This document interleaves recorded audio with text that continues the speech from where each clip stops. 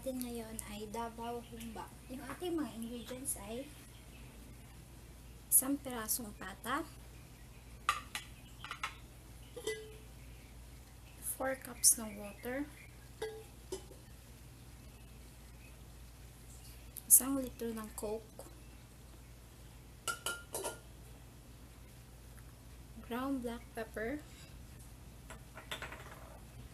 cinnamon powder. Pwede rin tayong gumamit dito ng cinnamon stick,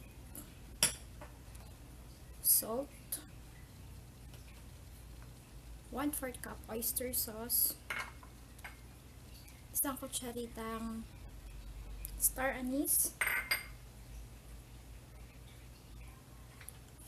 4 na pirasong native garlic. Ang susunod natin gagawin ay ilalagay lang natin yung ating pata sa ating lutuan, sa ating kaserola. Ilalagay lang natin dito yung 4 cups ng water.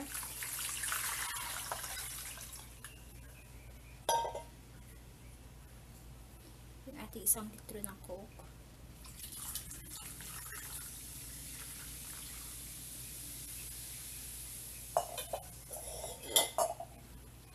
Pakukuluan lang natin to for 30 minutes. Pakukuluan lang natin yung ating pata for 30 minutes. Tatakpan lang natin siya. After natin siya ma-simmer for 30 minutes,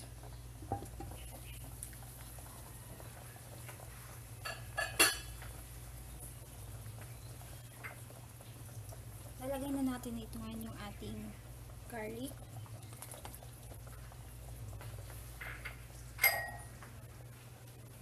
Yung ating star anise.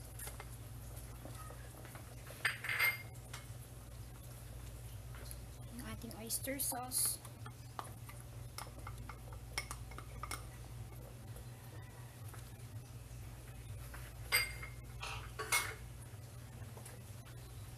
Lalagay na rin natin ng ground black pepper.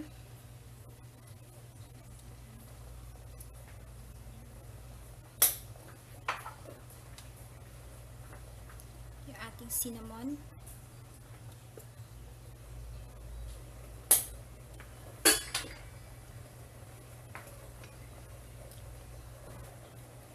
Simmer lang natin to for 2 to 3 hours or hanggang sa lumambot yung ating pata.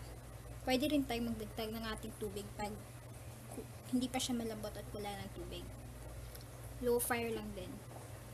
Yeah. After natin siyang mai-simmer for 3 hours, tapos malambot na yung ating pata, pwede na natin siya ngayong iserve. Ito na ngayon yung ating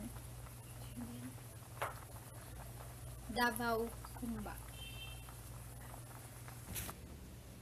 Ito na ngayon yung ating Pata Humba.